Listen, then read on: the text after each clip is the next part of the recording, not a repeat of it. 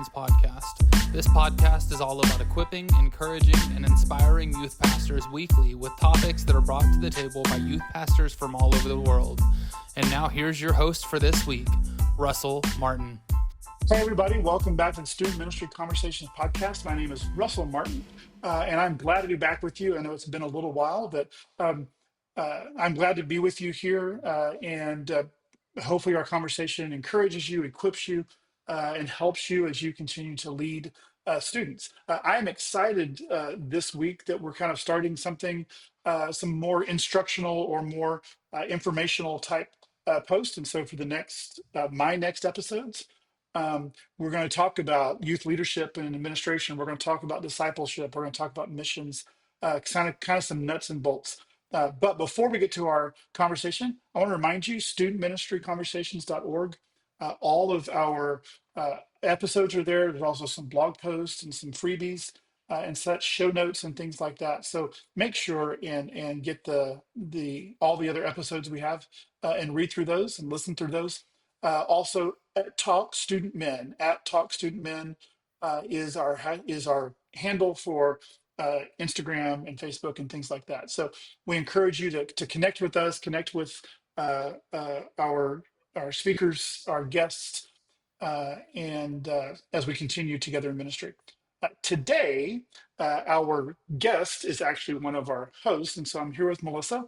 And you have met Melissa if you have read through and listened through the podcast.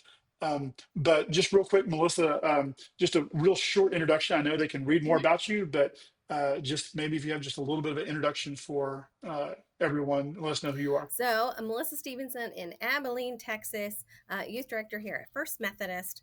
I've been in ministry for, we had a new year. It's 14 years now. And so one of the things I really like is I'm going back to school for ministry, but I have a business degree. And so I think that a lot of us there's my trains. I told you, Brent always has to take my trains out of the podcast. But I think that sometimes in youth ministry, we're missing some of those business skills. Some of the maybe the resources or the tools or the techniques that those that have business degrees learn in school. And so I like to share with those things with other youth people to figure out how we can do our jobs better, because we're doing ministry, but at the same time, it's also, I'm going to do some air quotes here, y'all, business, where you have to keep track of your budget and your attendance and all those kinds of things. So I like to talk about that stuff. And I would think nobody wants to be sitting down doing budgets and stuff when you could go be playing dodgeball or something like that. But if you have these skills, then you will create margin in your ministry that will help you to be able to do more ministry and more effective ministry and not be worrying about things like the church finance person tracking you down for receipts or things like that. Is that kind of well, the thought is the more better planned you can be, then you can be able to do things. Yeah, and there's also some of that that intrinsic inside our little brains part, that if we're getting, more air quotes, y'all, in trouble for not turning our receipts in properly or going over budget or not following a rule that maybe we didn't know about, that plays a little havoc on our hearts. And us in ministry, we have some big hearts, but they can get hurt pretty easily. Those feelings get hurt. And so if we feel like we're getting in trouble, it can discourage us. And that doesn't help us plan for good activities for our kids, but it also doesn't help us love them because we're hurting. So if we ask questions and find out how to do our job better with our admins, the people that their job is business of the church, then maybe that we can just have a better experience, a better time, a better work environment. And so it'll help our little hearts a little bit too. And there are probably some who are listening to this who may be lucky enough to have an admin person for their youth group, maybe their size, but by and large, the majority of myself, it's been a while since I've had somebody who does those things, and they're still good skills to have, no matter what, because you can even help them as you go and make sure you're more organized for them to be organized to make Right. things happen. So Well, here, let me clarify real I want fast. to talk about 5 different areas. Okay, wait. Can I clarify Okay. for just a second? When I say admin, I mean the person in your church you turn receipts into, or the person you have to turn your time request form into. I mean the lady in the office downstairs for me, the lady down there. And so I don't personally have an admin. I have to do all my own stuff. But when I say admin, that's what I mean. I mean the person that may be the person on your finance committee. It may be someone in your office, but it could be a volunteer. But whoever wants your receipts, that's who I'm talking about.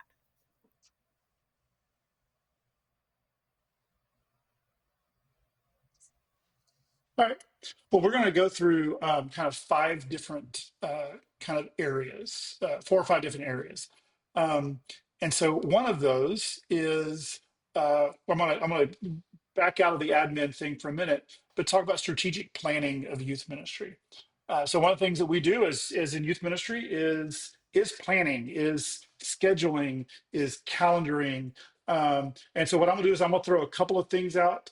One, because our connection is a little off and delayed, and then let you talk. So um, in my mind, I am thinking of things like getting all the school calendars together and making sure that you're not scheduling random things that happen for one school or the Yes. other, and knowing when the kids are going to be off. Looking at your church calendar and making sure your church calendar, you're not scheduling a lock-in on Easter Sunday or something. Whatever those things are. So, what would you share with us about planning and strategic planning in youth ministry, whether that is for the year, and then maybe even get a little more granular into a month or a week? And what are the things that you're thinking of, and what are the things that you've been tripped up by in the past? But just share a little bit about strategic planning in youth ministry. Awesome. So I'm a Methodist, and we like methods. We like rules. We like schedules. And so, yes, for a year plan, I've actually done mine. But I have found, and this started when I was in youth group. This is what my youth leader did, and it's really helped me as far as scheduling. Is that I do 4 things a month. I do something that is a very lesson, very scriptural. Right now, we're focusing on the fruits of the Spirit. And then number 2, we do a fundraiser because we have to fund the fun things, right? We have to find some money to make sure we can go do fun things. The third thing is the fun thing. We make sure that we go do, or we have an activity that's kind of big that makes a splash for them to tell their friends, because then they invite their friends to come to church. So whether that's a giant Nerf battle, or we're going to go play mini golf, something like that. That's one Sunday. And then our last Sunday is service. So we meet on Sundays. So, but that means I've got 4 activities. So I know that when I'm looking at my calendar, I'm going to focus on those 4 things. And I'm going to focus on something very lesson like, and that could change every month, or you could do a series for the whole year. I'm going to do something that makes us money because we have to fund our fun. And I'm going to do something fun because we know that when kids get together to have fun, they build those relationships, and they build those bonds together. And then the service, because kids need to know that they can go out and do things, that they are capable of doing those things. So when I focus on those 4 things, it's pretty easy to make my calendar, because I know I've got to fill in this one and fill in this one. Now, you talked about looking at the school calendars. This last year, I looked at the school calendar. What I didn't look at was the football schedule, because we live in Texas. And I planned the fall activity like we did. We didn't do a fall festival this year. We did a big movie night where I bought one of those big inflatable screens. It was very cool.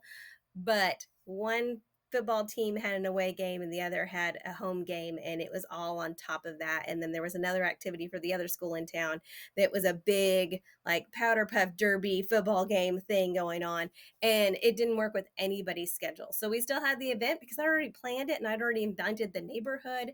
But if I had looked at the football schedule, it could have been a whole different activity. It could have been a whole there could have been more people, right? It could have been a better event, especially when I've already put money out for it. So that's kind of discouraging, because I've spent money and it could have been better. So that's something that I can now look at for this next year.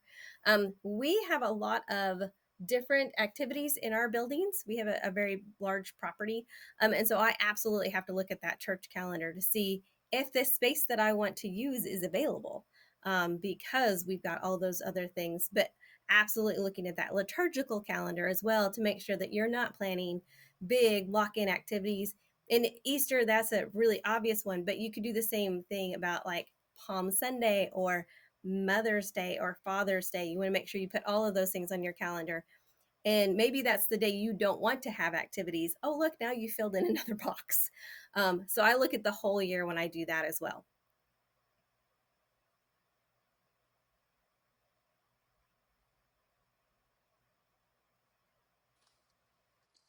So you have I would say unique, but you have one way of doing it. Like I've been and seen many churches that have that different things for each week, and that is a great way because I know especially some churches you have one day a week you meet, Mm-hmm. and that helps breaking that up and doing those things.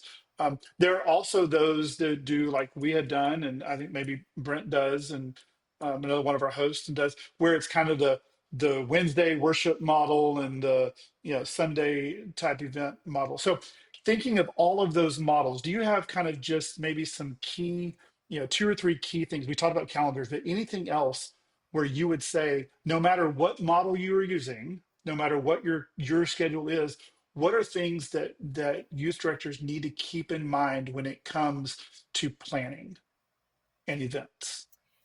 I definitely think that you need to make sure that you do different things for different types of kids. And that would absolutely be with all of those kinds of models.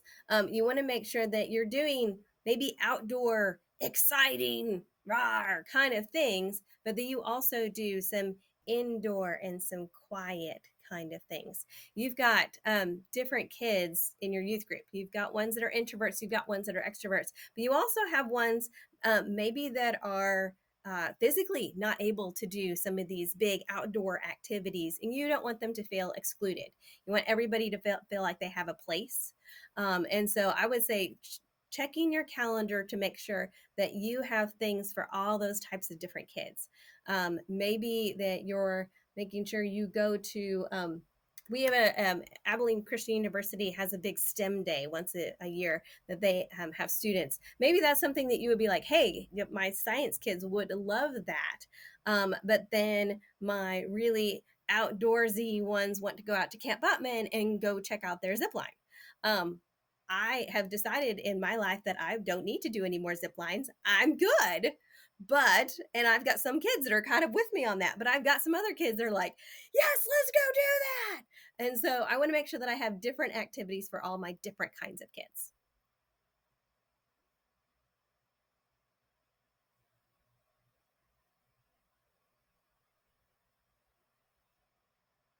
I can't hear you. Where'd you go?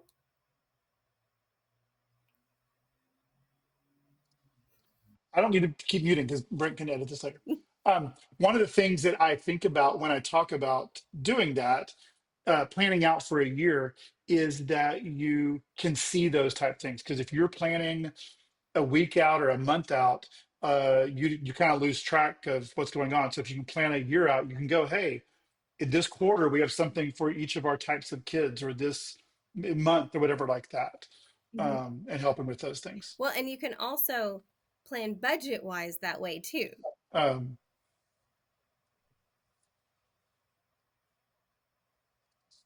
yeah, Yeah, something that's really expensive. and make sure you don't have a big spending Yes. time and then a Mm-hmm. yeah. All right. So I know that like your wheelhouse is the administrative part, and that's kind of our next. I want to spend maybe about 10 minutes on each kind of skill here. So the next thing is basic administrative tools. So, and I'm going to be quiet and let you talk on this because this is something I know you know about. Um, and so, when you're thinking about scheduling, budgeting, tracking Mm-hmm. youth, what are your methods? What are the things you keep in mind? And then also share some practical tools that we can download and get started with. So, go ahead. Okay. So it's funny that I have been put into this box of expert in admin, because my admin would definitely not agree with me. And we've talked about this. She went, "You're doing what?" But I had her go over this list. I made a list, and it's questions because from my experience, I went from one church to another, and I assumed, we know what assuming does, y'all, but I assumed it was going to be the same at both churches. They're both, at the time, they were both United Methodist. And we do lots of things really similarly. So I thought I would know how to do my job. But we got into a lot of conflict because I was not doing it the way she wanted me to do it. And so that was kind of when I made a list, because every church, I've learned, is different. And that can go with any denomination, but it really goes with our global world now, that every admin is different. Every lady in the office, because it's usually a lady, is different, and they want things done differently. So if you go in and you ask questions first, you'll be much more successful. One of the things that I think we're scared of about asking questions is because it can make us look stupid, or we think we look stupid, I guess I should say. And we don't want to look stupid, especially if we're starting a new job. We're supposed to be professionals, and we're supposed to know what we're doing. But asking questions does not make you look stupid. It just makes you inquisitive so you can do your job correctly. And so we need to ask questions. So if your admin really wants you to turn in paper receipts, that's the way you need to turn them in. If your church has a digital format like Brent's does, they get to put it in an app, then that's the way you do that. And then there's another kicker right here. So I've been at this church for 6 years, and recently she changed something that I had been doing one way, and she decided she wanted to change it to a different way. And I got my feelings hurt for a moment, thinking I had been doing it wrong. But we change things in youth all the time, and it's been 6 years. Like, I don't know why I thought that she would do the same thing for a gazillion years, forever. And so we change things in youth ministry the way we do things. Technology has changed. And so just because they decide they want to do something different doesn't mean you did something wrong. It just means we're changing things. So one of our big things, that the questions we ask, is how are we going to make sure that all of our volunteers are properly background checked? And so who in your church handles that? Is that something you need to handle? Is it something that somebody else handles? And so in ours, they handle it. I have them fill out a form. I turn it into the office. They handle it. But I do make sure that I keep track on a lovely little piece of paper over there with all of their certifications in a folder of when everybody's certification is going to expire, their background check through our church. And so I keep track of that by checking that about once a month. The first of every month, does anybody need to renew their certification? And then I can double check that the office is getting that to happen, because they've got a lot going on, right? So I need to make sure that my people are where we need them to be. Another big thing is attendance. You may have an attendance program with your church. We use Realm, and it really works for us. But you need to make sure that you're keeping track of your attendance each week. And there's several big reasons for doing that. You might want to make sure that you've got a student that's been missing a while. You might want to check in on them and say, hey, is everything going okay? Maybe something has happened in their life that they need some help with. Maybe something happened at church that you didn't know about, and now we need to have a discussion about. Maybe something happened where they didn't feel comfortable, so they decide not to come back. So let's have a conversation about that. So big one, if they've gone missing for a while, we need to check in with them. But number 2 is some college scholarship opportunities, especially in the Methodist Church.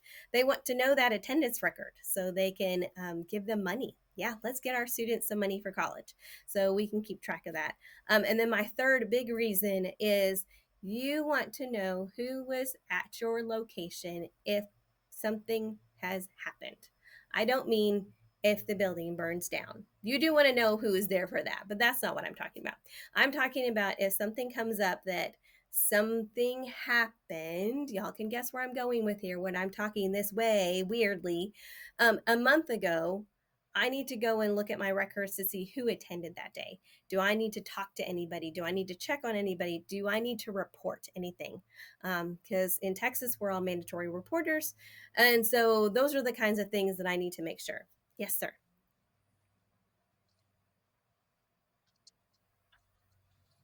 Well, let me jump in with something not related, but Hmm. kind of related. We had an incident at our church, a security incident at our church. We had a gentleman come on, and we were able to then go through with the attendants and know, hey, these kids were here.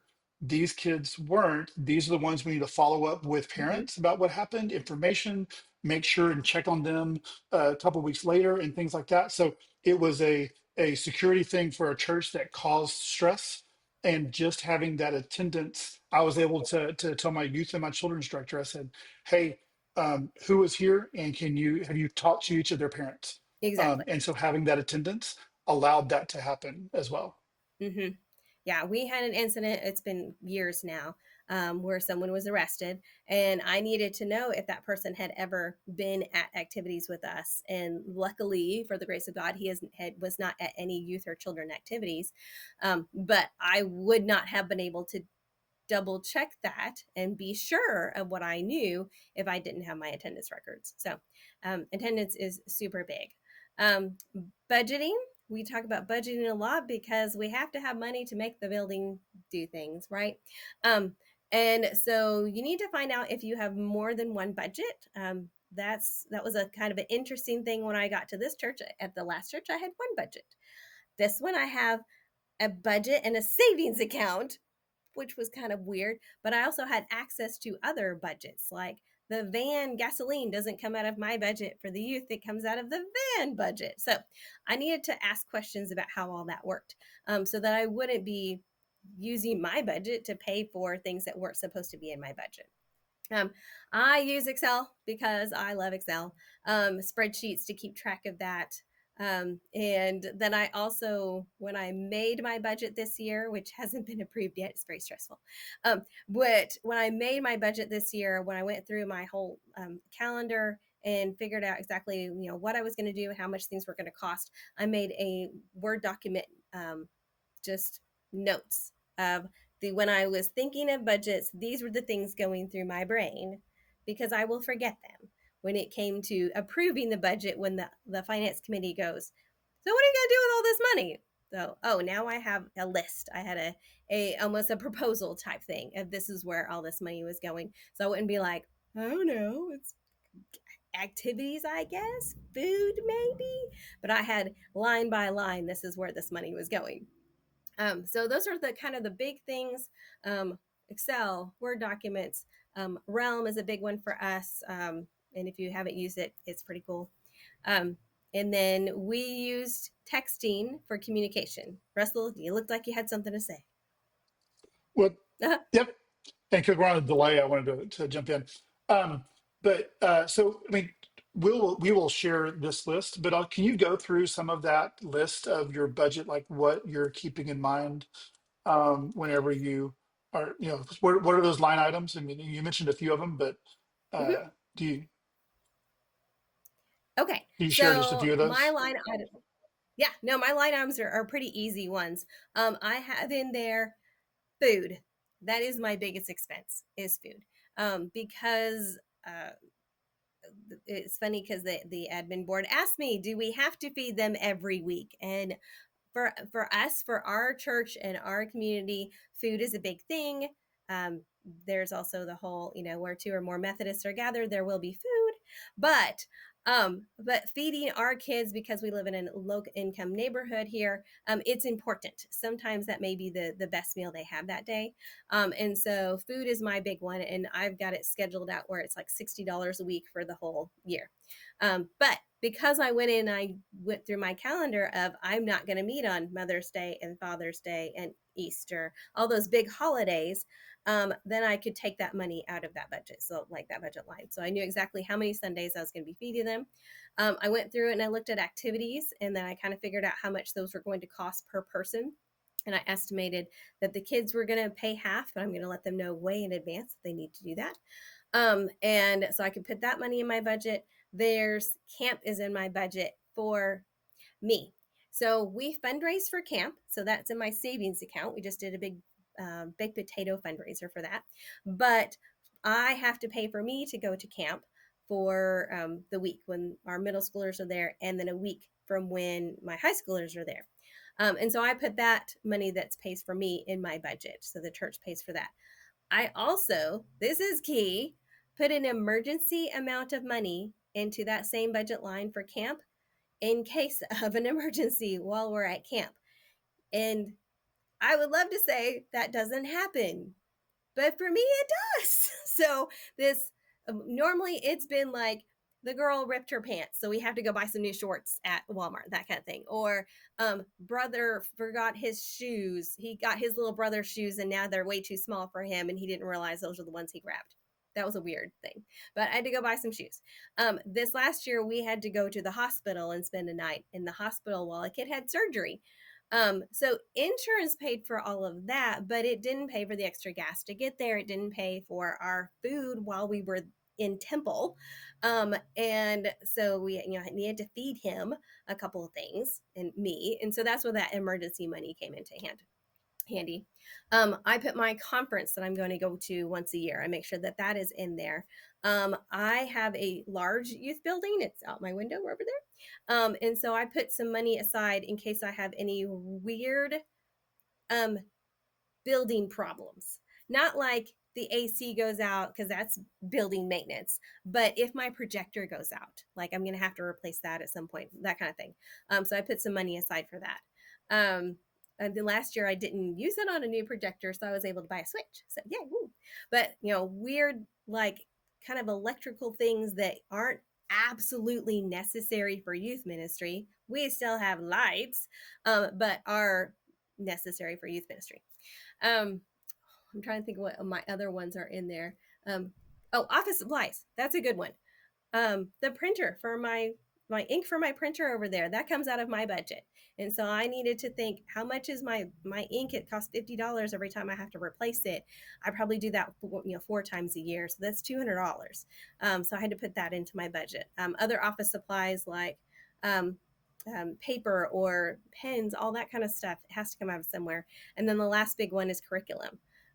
Do you use a curriculum that you have to purchase every year? Or do you use lovely free things on the internet? And so sometimes we need to look at that kind of cost. So, and you have in the list that we'll have, you have a lot more things to think of. I have it pulled up in front of me. But I also know that I want to keep these conversations to about an hour and allow for more information later. So one of the other things, we have 2 more areas that I kind of wanted to touch on with you quickly. And one is communication. Yes. And so as we are youth leaders, we have to communicate with students, with parents, with the church, with the community. There's multiple areas. So kind of tell us, do you have a philosophy behind that and how you do that? And then also, again, some of the tools, some of the things to watch out for, and maybe some of the opportunities that you have found worked really well, knowing that it's going to be different depending on where you are and how your kids Absolutely. are. Yeah. But yeah, just share about communication with all of those different best communication practices. Okay. So for us, that Realm program that I was talking about, it's part of ACS, by the way, but it has a lovely email component that I can email the groups that are already set up in there. That's where we take attendance. So all my youth kids are in the high school class or the middle school class or the youth activities, which is the Sunday night activities. And so if I wanted to, I could communicate with all of them that are in that class at one time. I don't use it for that because it sends email and our kids don't check email. But it also has the opportunity to email the entire Sunday worship. So these are the people that are in your congregation on Sunday morning that are usually giving money, but need to know things about the youth. And so I do love it for that because I don't have to have all those emails in one like email list on my Google, Gmail, that kind of thing. I can just use this one program. It sends it out to everybody.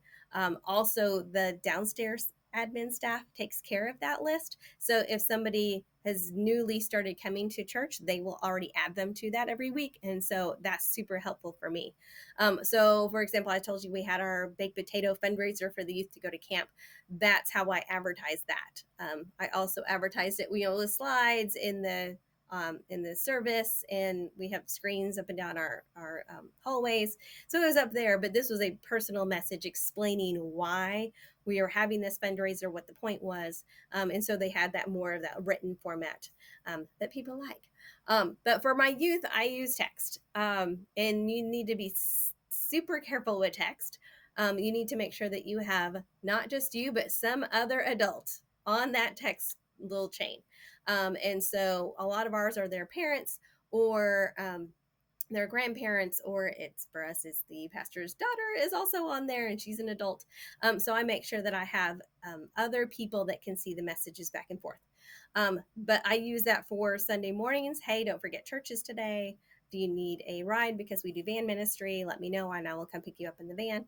And then for Sunday evenings, the same thing. But also, we've got an event this Thursday that one of our Sunday school classes, our adult Sunday school classes, is putting on a fun night where there's going to be board games and food and all kinds of fun things. And I didn't have to plan it. Yay! But so I will text that out to the kids probably Wednesday to remind them, hey, this thing is happening. And I, depending on my schedule on Thursday, because it's a wonky little schedule on Thursdays, I might see if anybody needs a ride. For those activities, I do like it if their parents come and bring them. And so sometimes I won't suggest a van that day. We do the same thing with like Christmas. We want their parents to come. But, and so we text all of that out every week. There's a couple of other things, like you could do the flyers like we all got when we were kids. The worry is that they will, for me, that they will all end up in the van and not make a single one home. I do like to send out a message kind of middle of the year, like these are the upcoming things. They just got a really long text about that one the other day because I just opened camps for sign up for camps up. And so this is what we're planning on doing this summer, et cetera, et cetera, et cetera. But we do also like to have those parent meetings for that, inviting all of those parents into the youth building on a Sunday night so they can actually see. It's almost like meet the teacher for schools. Like, this is where your student has worship, and this is where your student eats dinner on Sundays. But also, this is what we are learning. These are our activities for the next couple of weeks or months. And, this is what we're planning to do this summer. This is what the mission trip is planned. I do like those parent meetings because it gets everybody involved and on board. And then you can send them home a piece of paper. And that really helps with the I didn't know about it conversation, because you're like, no, I gave you that. I told you that. I sent you that. So I'm a big fan of, what's the word I'm looking for here? Proof. What do y'all do?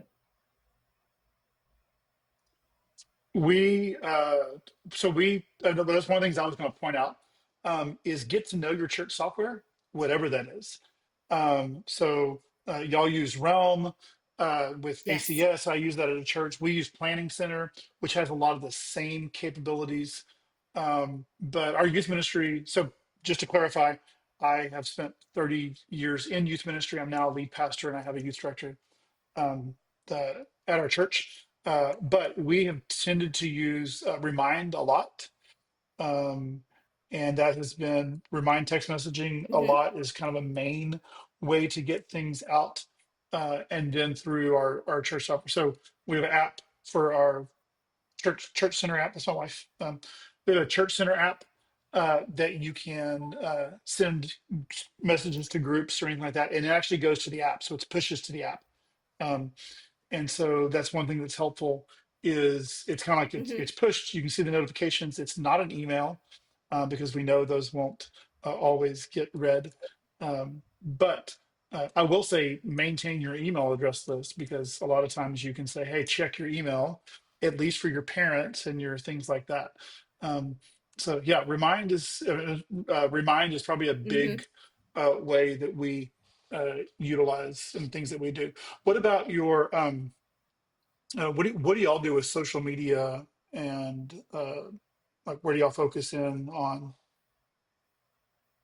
So that's one of the things I need to update, because our last social media guy, we have a new one, we kind of took that on together. Well, the new one, he's got it. And so I'm stepping away from that a little bit.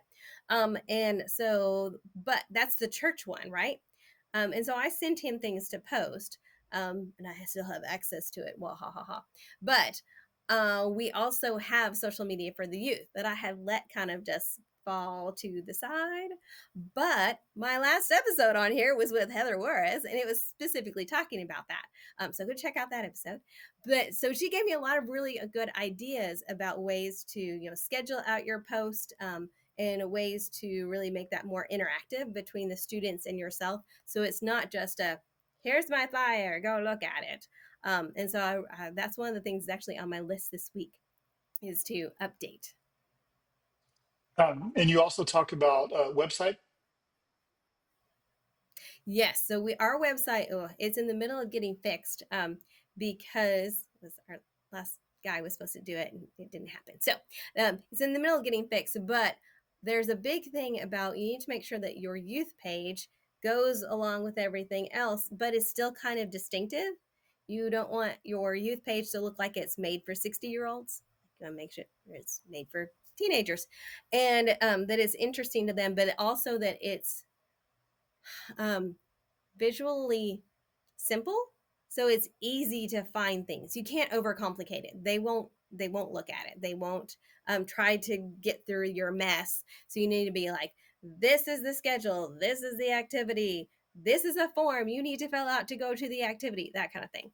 And so it's very direct. But you need to make sure it also doesn't look like it doesn't belong to your website. Everything needs to have a cohesion to it.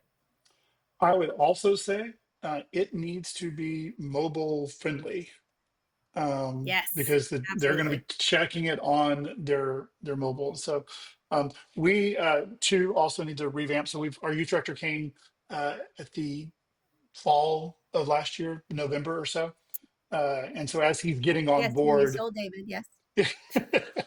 as he's getting on board, we're kind of ramping up some of those things and getting those things going. But that's, I mean, it's an area, and I would also, I would suggest, uh, don't just put youth stuff in your youth uh, social media. Put youth stuff in your church social media, like you had talked about, um, because Mm-hmm. it helps keep people see what's going on. And pictures are worth a million words. Your Yes. kids helping in worship, your kids playing the game at night, your kids going to the food pantry or whatever like that. Like just sharing those photos is huge and a great way to be able to do that. So we have talked about planning, we have talked about administrative tools, we've talked about communications, and these are definitely the 30,000-foot view. And so if you are out here listening, going, I don't get it all, don't worry, because you're not going to learn everything you need to know about these things. But we're just going to kind of touch on some of these, and this leaves an opportunity. So I would encourage you, if you're watching this and you want more information, leave a comment on YouTube, leave a comment on Facebook when the episode gets posted, because that will actually generate more. My hope is that someone will ask this and someone else will answer their question. So please, on Facebook, if you are watching this from there, if you see it posted, share those comments and questions, or at Talk Student Men. But one of the last things that I want to touch on is just something that I kind of added to this list at the last minute, and that was your relationship. So when you talk about leadership and administration, Mm-hmm. next time we're going to, with somebody else, we're going to talk about student leader development. We're going to talk about adult leader development, those things. So those episodes are coming back up. But one of the main relationships that you have is with your senior pastor and your church staff and your board. And if you Mm-hmm. are not on board and they are not on board, then that's not going to work. And we do have a couple episodes. We'll try to find those and link those that talk about getting on your church vision back in the past year or year before that. But could you talk to us a little bit about the importance of and how you deal with the crazy music guy? Not that you have a crazy music guy, but the crazy music director, or the finance person who has their specific way of doing things, or the senior pastor who either is heavily involved or not involved at all. Like, how do you navigate Mm-hmm. just those everyday office and leadership and Politics. relationships? Yeah. Um, my biggest thing is and this is something I've had to learn, I need to stay in my lane. If I try to do somebody else's job, yeah, they're gonna get mad at me and they're gonna be like, "What are you doing?" And so if I stay in my building next door, but if I stay in my lane a little bit more, that does help those relationships. If I'm not trying to do somebody else's thing, and I recognize that this is my thing and I'm going to do my thing. And then when someone like the finance says, "I really want you to," um, we changed the way we did budgeting this year, the forms you have to fill out in October, they were changed this year and we all had to learn how to do new things, but it wasn't the hill to die on of I don't want to do it this way. It was I just had to go with the flow. And so the staying in my lane and just accepting things. I mean, there are some things that may be the thing that you will, the hill to die on. I hate that phrase, but like that may be the thing that you're going to speak up for. But there's lots of things that we get our little feathers ruffled for that really aren't necessary. That we just need to go, okay. And I don't want to tell anybody to calm down, but calm down. Like just slow your roll here a little bit and say, okay, maybe they're asking me this for a reason. Like, what's their intention by this conversation? What's their intention by this request? It's probably not to make me feel bad. It's probably not to make me do something that I don't want to do. I said probably because we know that there are church situations in the world that it is. But I'm going to say probably the intention is not to make you feel like you need to quit. And so, what is their intention? Is it, for example, this last week, I had to clean out 3 different fridges. I only have one in the youth building, but it was something that needed to be done. And I'm the youngest, and so therefore it's something that I got to put on my plate. Was I grumping about it the whole time? Probably. But it also needed to be done. And so I think sometimes that we get into the it's not my job mentality, which I just told you to stay in your lane, right? I just said it's not your job. But there's some things that we need to be like, okay, this just needs to be done, and that's okay. Um, one of my classes, we talked about Mother Teresa, and I have to remind myself this a lot. Where she was, they said, "Why do you help these people, these poor people?" And she says, "Well, I'm not cleaning their face; I'm cleaning Jesus's face." And so when I'm mopping the floor, crying because I have a degree, like a college degree. I'm not mopping the youth's floor that they have made a mess on. I'm mopping Jesus's floor, right? All these things that have to be done in the church building, um, that has to be done for ministry. So all those budgets have to be done for ministry, and so sometimes we have to just take a look at ourselves and say, it's not about me. It's about the whole thing. Well, and you are part of a team.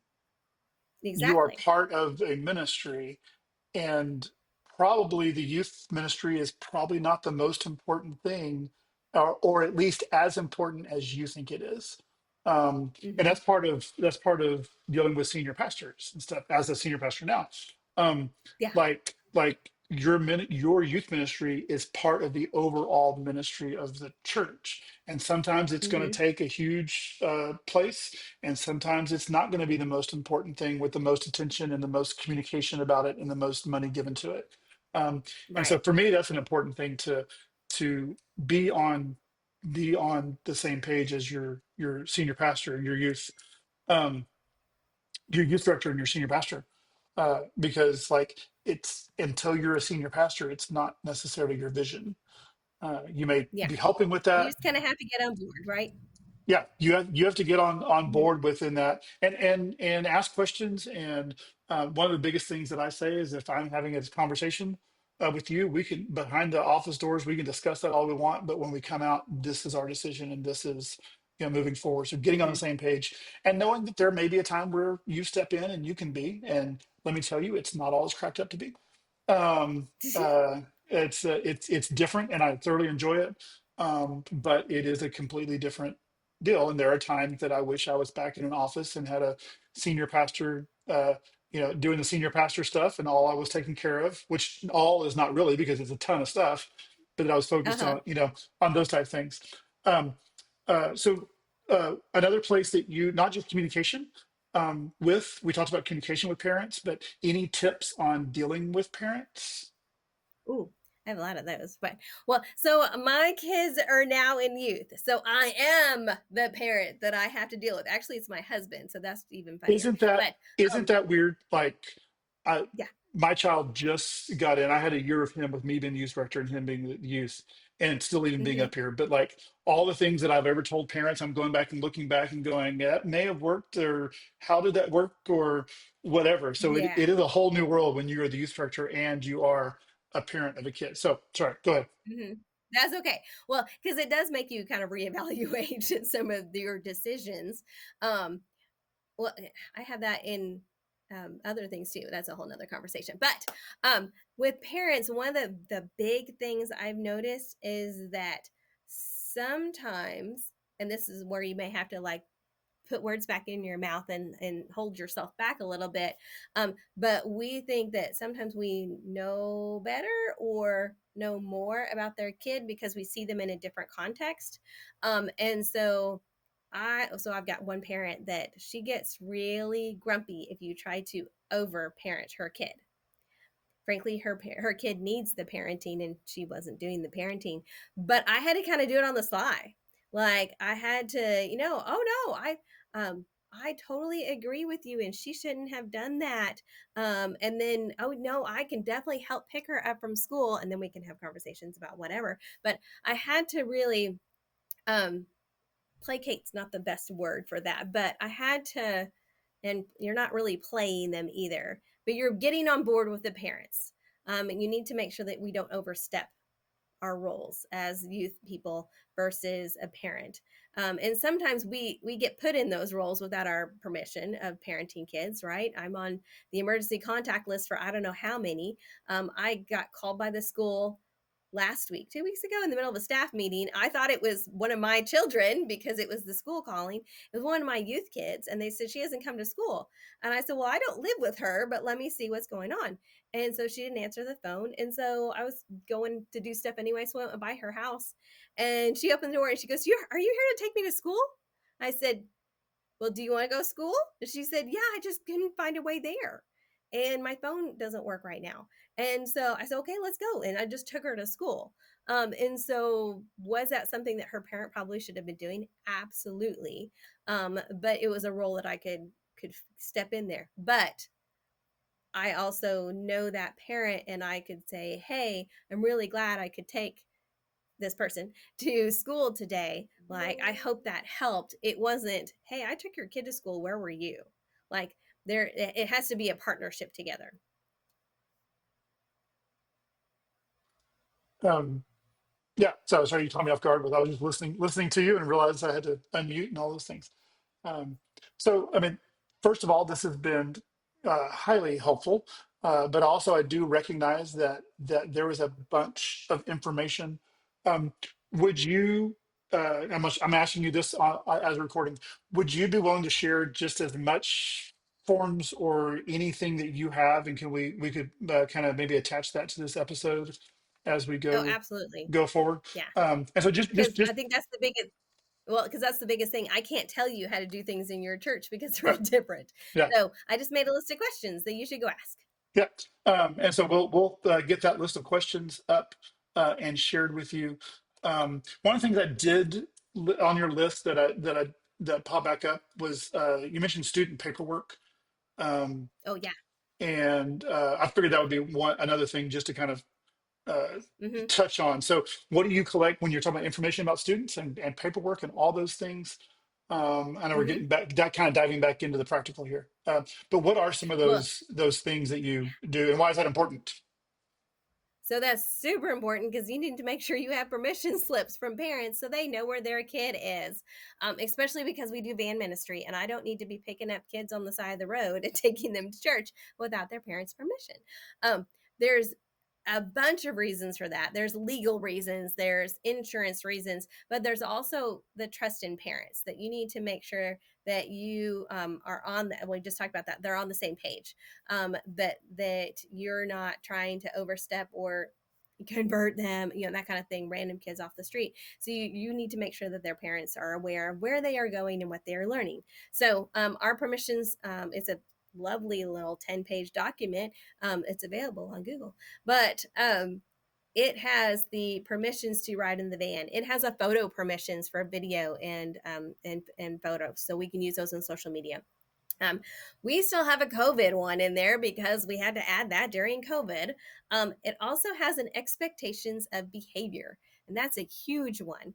I think that I've lost volunteers because I did not share what the expectations of the youth were to them. This is something I have learned. So you need to share the expectations of behaviors to your youth, but also to your volunteers, so everybody knows what they can do and what they can't do, because she thought they should be behaving in this certain way. And that was really, as long as they were not cursing or doing drugs, like, they're kids, they're going to act in a certain way, right? And she just didn't think that they were acting appropriate.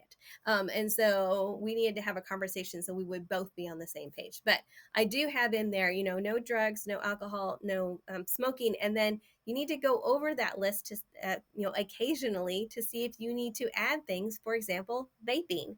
That was not on my list 6 years ago. And so I had to go back and add that. That is a thing that we may not do on church property.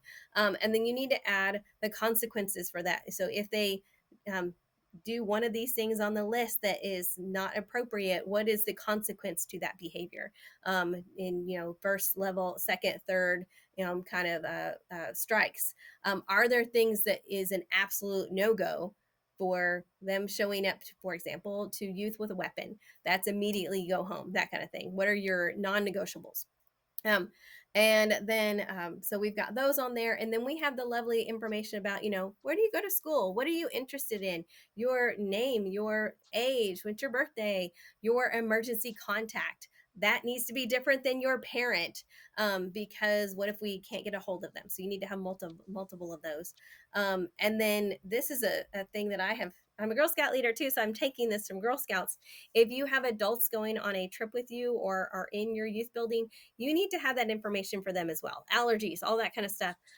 Because if you're in the van with these adults, you need to know who their emergency contact is as well, just in case something happens. And I would also add to that, when you go on the trips, don't be the one who Mm-hmm. has all the forms. If you have three Yeah, vans, multiple copies and if you digital. yeah, Yes. if you have three vans, then make sure that the person in the van, because that Mm-hmm. van gets separated, that van something happens, they have the Yes. information. And yeah, I mean, Mm-hmm. there's differing thoughts on how much liability release forms cover. Yeah. That's not the most important part. That'll sort out, Mm-hmm. insurance will sort that out later. That'll be the most important part for me is when you're going to the hospital, if heaven's forbid you have to, but we've had to before, that they know Yeah, that they're same. allergic to this or they can't have this or whatever like Mm-hmm. that. And that's a huge Yeah. thing. I like the permission form for the van mostly because it's the trust of Mhm. the parent knows that they are riding in a different vehicle, Yeah. that kind of thing. And That's the reason I like that. that's some real quick things that I think of is make sure, and this would probably be another full episode is talking about, okay, when you're going on trips and we kind of go dive Mm-hmm. down into that. But make sure that your parents have that information about the trip and where you're going and those Yes. contact information and all the adults and And you've left all the kids' names and their contact information with the church office. yes, so So if something everybody. happens to everybody, they have the information. Yes. So so I'm gonna throw my. You've had most of the tips here, but one thing that I wanted to share. This goes back to the calendaring. Is when you have your students give you their information, kind of the fun information, right? Also include Uh-huh. their activities. Are they on the sport? Are they volleyball team, the football team, whatever? And then go and you do the work, or have somebody, have an ambitious volunteer do the work. Pull up all those schedules. I used to do this Mm-hmm. for my when I was doing youth ministry. I would put all the schedules. I would basically put the home games. I wouldn't put the away games. But I would put the home games for all the volleyball, basketball, baseball, softball, all those things into a Google Calendar, and Mm-hmm. then with the times, and then share that Google Calendar with all my volunteers. Yes. So a lot of times they would be, hey, I'm at the school watching this. Oh, wait, so and so, and even put the names of the kids who are part of that. So you say, oh, Mm-hmm. Sarah's here in the next gen over, or this is going on. I could stop by and say hi. So that was a huge. I had the calendar was mostly holidays, the school holidays. I Mm-hmm. pulled all the school calendars together with the holidays, and then all the activities. And so then I could also plan out because you have two schools. I can plan out Yes. this school's home this week and this school's home this week, and they're playing each other this week, and the volleyball teams are Yeah, we playing should not do an here. activity. Right. There was one junior high volleyball tournament every year that included all the schools in the area. So I could watch all of our girls play volleyball by spending a day watching Hmm. that tournament. And then I do a few things later watching that. But like I could go in and see, but also my volunteers could. And one of my Yes. biggest things is, and we'll get into this with student ministry leadership in another episode, is that I had student ministry leaders in my small group. So I had adults and students leading. And whenever one Hmm. of my girls showed up, one of my student ministry leaders showed up at her small group's volleyball game for all of her Yeah. girls on the deal, and the student showed up, my junior showed up to do that, I got more phone calls and thank yous and stuff. I'm supposed to be there, right? I'm the youth director. I mean, that's what I'm Hmm. supposed to do. But to have a high school kid take an hour out of their day to go watch their junior high girls play, um, and having that calendar facilitates those type things. Yes. Um, Yeah. so Well, I'll add to that real fast because I know we're going to go. But during the Christmas time, when they've got all of the band concerts and choir concerts and orchestra concerts, I put those schedules together and I send them on that little list on Realm to the Sunday worship, because those are the things that the grandmas they mhm, love to go sit in a concert and listen to band kids play, and for the band kids to see their church show up, or the choir kids or the orchestra, but like to see their church show up in that kind of facility and the atmosphere. Oh yeah, big time. Like, look, we belong. yeah. Like, we're included. And it's not just the youth are the ones over there in the building Hmm. that meet at a different time than us. It's part of the deal, and that's all part of that's a whole other conversation of bringing your church together and making sure your youth are part of the church, and not just the kids over there who take all our money and we pay to go on trips. Um, Yes. and so that's hugely important, but we'll get to more of those. So as a reminder, this is the first of 9 episodes that I'm going to do. So I'll have different guests. Melissa was here for this time. Maybe she'll come back for another one. My goal, though, is at the end of these 9 that you would have a basic kind of, anybody could watch these and get kind of a basic idea of youth ministry, and at least know where to ask more questions, or at least know what questions to ask, or at least have some guests that they could contact and ask more questions. So with that, Melissa, I'm assuming we have all of your contact information online, but would you share just real quickly, if Mhm. someone's listening to this on and don't go to our website, like what's a quick way that somebody can get a hold of you if they have a question about any of this? Facebook is probably the easiest, honestly. Melissa Stevenson on Facebook. It's got my maiden name in there. And then I'm at youth at fmcabileentx.com. Awesome. Well, thank you all for joining us.